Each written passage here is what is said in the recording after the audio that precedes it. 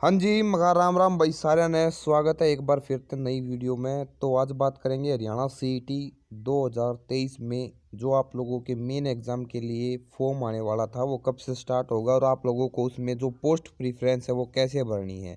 और एक बड़ी अपडेट आप लोगों के लिए ये है कि भाई आप लोगों की कैटेगरी वाइज है ना वो बच्चे बुलाए जाएंगे। यानी भाई टोटल पोस्ट का गुणा नहीं बुलाया जाएगा, कैटेगरी वाइज बच्चे बुलाए जाएंगे। ठीक है, तो इसके ऊपर भी बात करेंगे। पूरी वीडियो को शुरू से लेकर एंड तक जरूर देखना और कैसे पोस्ट प्रेफरेंस आप लोगों को भरनी है ये भी इस वीडियो में बताया जाएगा।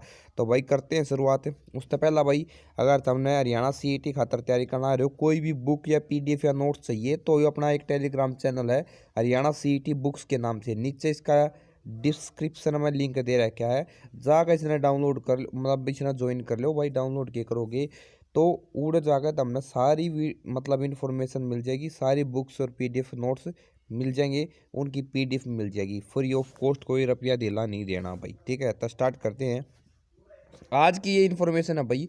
हरियाणा देखो क्या लिख रहा है, क्या जो हरियाणा कर्मचारी चयन आयोग है वो अगले सप्ताह में ग्रुप सी के 420 कैटेगरी के 32,000 पदों के लिए पोर्टल शुरू करेगा। देश में इस तरह का यह पहला पोर्टल होगा भाई। हमने देश में नहीं चाहिए, हमने ये चालू हो जाए, बालक भर ले, कोके में पेपर वापर लेना हो तो ले लो, एक का नौ करो। ग्रुप सी के लिए सीईटी पास सभी उम्मीदवार क्वालिफिकेशन अनुसार सभी पदों पर कर सकेंगे आवेदन, चयन एक पर ही होगा। यानी भाई वही बात है जो मैं कदे देखो हूँ भाई, मतलब बारात में सारे जाएंगे लेकिन भाई ठीक है बहू देखने देखने का मौका किसी किसी ने मिलेगा। तो वह बात है यार है। तो इसमें भाई आप लोगों ने पोस्ट प्रेफरेंस कैसे बनी वो बता दें।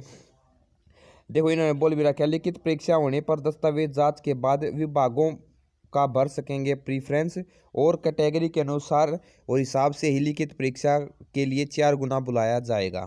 यानी इसके ऊपर बात कराएंगे। सबसे पहले बात कर लें भाई कि आप लोगों का सबसे पहला काम क्या करना है। पोर्टल पर आप लोगों को अगर वो करना है, रजिस्ट्रेशन करना है तो किस प्रकार होगा। सबसे पहला काम है भाई, आप लोग जैसे ही मतलब उस पर वन टाइम रजिस्ट्रेशन पे अपना मोबाइल नंबर डालोगे, आपका क्या आ जाएगा, आपका डाटा आ जाएगा। उसमें डाटा भरने की जरूरत है नहीं।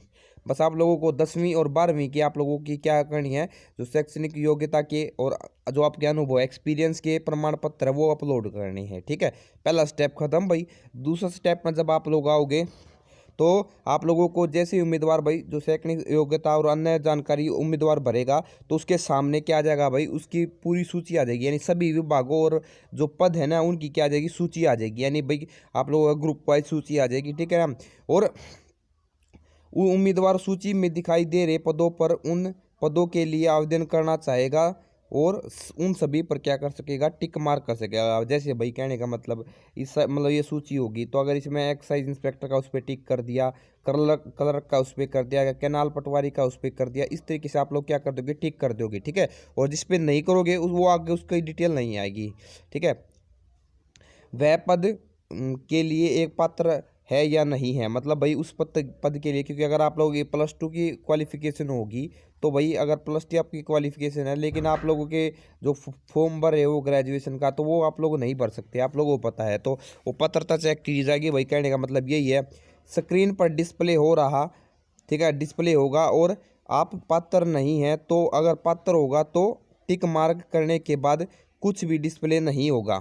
यानी कहने का मतलब भाई जैसे ही आप लोग टिक किया आप लोगों ने तो आप लोगों की डिटेल आ जाएगी। अगर आप लोग पात्र नहीं होगे तो कुछ दिखाई नहीं देगा उसमें। ठीक है, 420 कैटेगरी के लिए पात्रता वाले सभी उम्मीदवार जितने भी पदों पर आवेदन करना चाहेंगे कर सकेंगे, यो काम है भाई। ठीक है, उसके बाद में तीसरा स्टेप जो आएगा वो आएगा आरक्षण का भाई। ठीक है, आरक्षण की कैटेगरी अनुसार उम्मीदवारों की मुख्य परीक्षा के लिए छटनी कंप्यूटर करेगा। यानी भाई मान लो जैसे इन्होंने बोल दिया 30 से कम होंगे तो 5 गुणा बालक बुलाए जाएंगे। ठीक है, और भाई 30 से 40 के बीच में होंगे तो 150 बालक बुलाए जाएंगे और 40 से ज़्यादा होंगे तो 4 गुना बुलाए जाएंगे। ठीक है, तो ये कैटेगरी वाइज है। मान लो जैसे मैं समझाना चाहता हूँ, देखो इसमें आप लोग समझ नहीं रहे। जैसे मान लो 30 से कम का मतलब क्या है भाई, 30 से कम का मतलब ये है कि भाई अगर BC, ठीक है ना, BCA कैटेगरी में, मान लो BCA कैटेगरी में 10 है, 10 मतलब क्या है, 10 पोस्ट है, वो 30 से कम होगी तो यानी इसका 5 गुना बुलाया जाएगा। कितना बुलाया जाएगा, 5 गुना, यानी कितने पद बुलाए जाएंगे, 50। इस तरीके से चलेगा ये। ठीक है,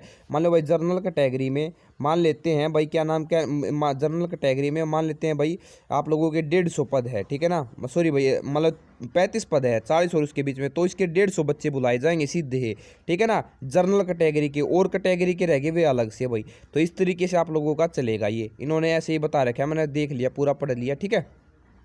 जैसे भाई देखो यहाँ पे यह है छटने का काम कैटेगरी अनुसार होगा। और क्या भाई मान लो भाई उदाहरण के लिए इन्होंने बता भी दिया, अगर जनरल कैटेगरी में 40 से ज़्यादा है तो जनरल में कितने बुलाए जाएंगे, 160 है, ठीक है ना। अगर एससी कैटेगरी में कुल पदों की संख्या कितनी है, 30 है, तो इसका 5 गुना बनाया जाएगा, क्योंकि भाई वो एससी कैटेगरी में 150 हो जाएगा, 5 3 15, ठीक है। अगर बीसी कैटेगरी में, बीसीए कैटेगरी में, ठीक है ना, बीसी कैटेगरी में 10 है तो इसका क्या गुना बनाया जाएगा, 5 गुना। तो वो पोस्ट का 5 गुना नहीं है। मान लो भाई आप लोग ये सोच रहे थे भाई कि मान लो अगर 150 पद आ गए तो एक दुविधा चल रही थी, 150 पद आ गए तो 150 पद में से आप लोगों के 4 गुना बुलाया जाएगा, ठीक है ना, 600 बालक बुलाए जाएंगे। ऐसा नहीं है भाई, आप लोगों की कैटेगरी जो है, ठीक है ना, उसके अनुसार आप लोगों के 5 गुना 10 गुना बढ़ाए जाएंगे।